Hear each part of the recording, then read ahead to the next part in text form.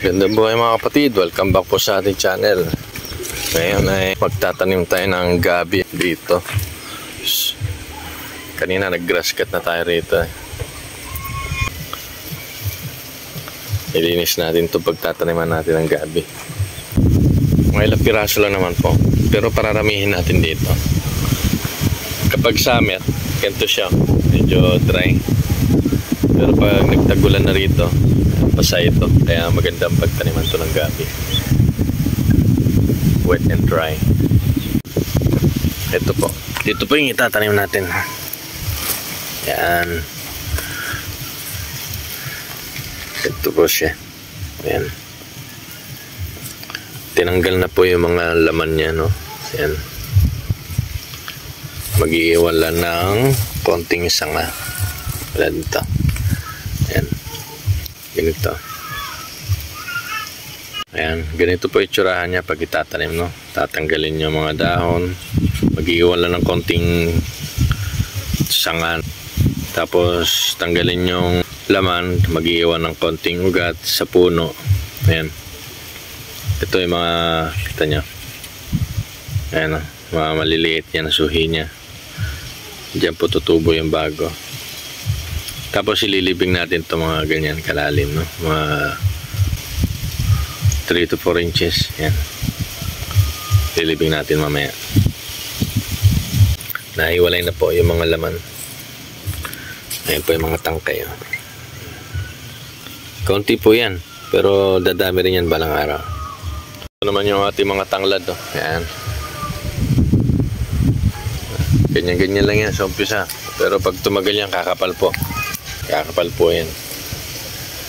Galing naman yan doon sa taniman natin doon. Madami yan dati. Tinanim ko yan sa mga pilapil. Yan. Yan po yung tatanim natin dito. Compost na po ito eh. Kaya malamang maganda yung tubo nila rito. Magukoy po tayo rito. Yan. Lambot po. Pakita ko paano itanim. Ayan. Yan po, ganyan po kalalim na. Ayan.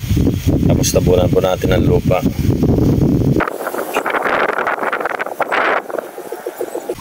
Ganyan lang mga kapatid.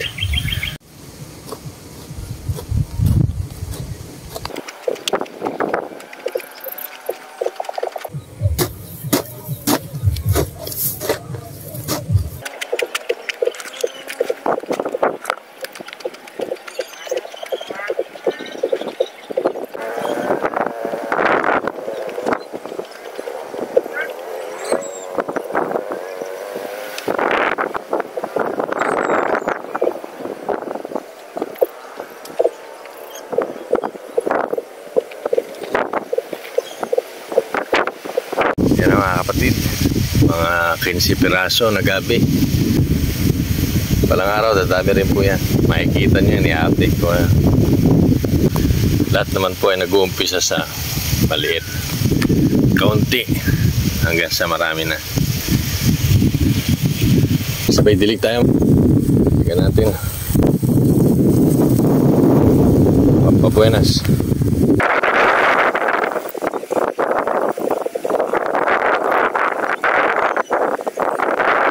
Doon galing yung mga gabi natin, no? Kasi last year yata nagtanim ako dyan. Doon. Sa dati kong tinataniman ng pepino.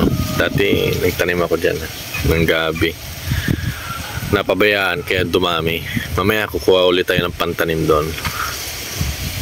Yan, doon tayo. Kukuha tayo ng mga gabi doon. Dito tayo maglalakad. Yan. Ito doon. Ganito ang buhay sa bukid. Ano tayo? Kita nyo yung mga gabi mga kapatid, no? Yan. Yan, mga gabi.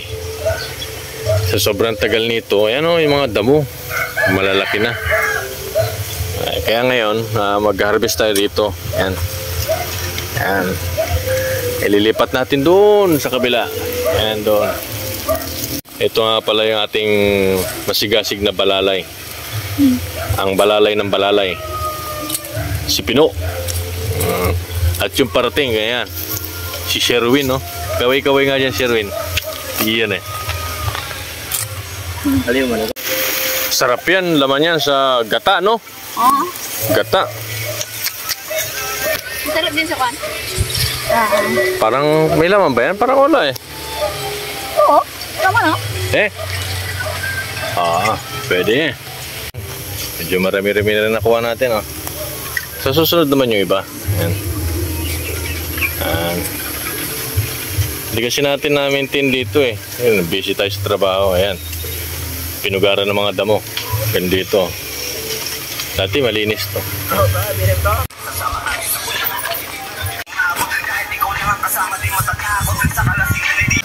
Ka-harvest din tayo ng mga 30 pieces, no? Nagati. Pantanim ulit yan. Yan na mga kapatid. Nakapagtanim tayo ng mga 48 pieces, no? Yan. Nakapagdagdag tayo ng 33 piraso. Ito mga kapatid, no? Para hindi sayang yung dahon tsaka tangkay.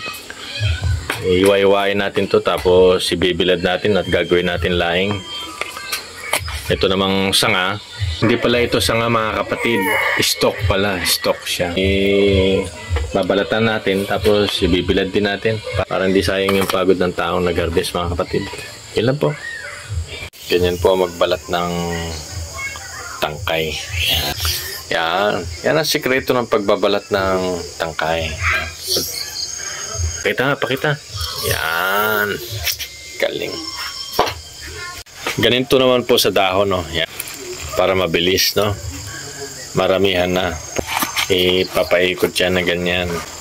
Tapos saka hihiwa-hiwain. Yung ganito. Yan. Para mabilis mga kapatid. Ganun lang.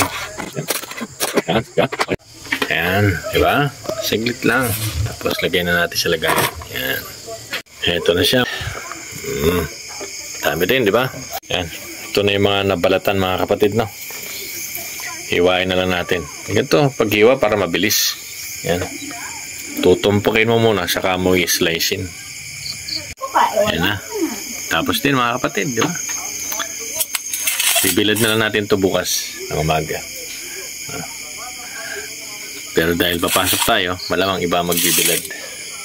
Paano mga kapatid, hanggang dito na lang po tayo. Gaya po ng lagi natin sinasabi, huwag po tayo mawala ng pag-asa sa buhay. God bless us all po. Maraming salamat sa panonood. Paalam.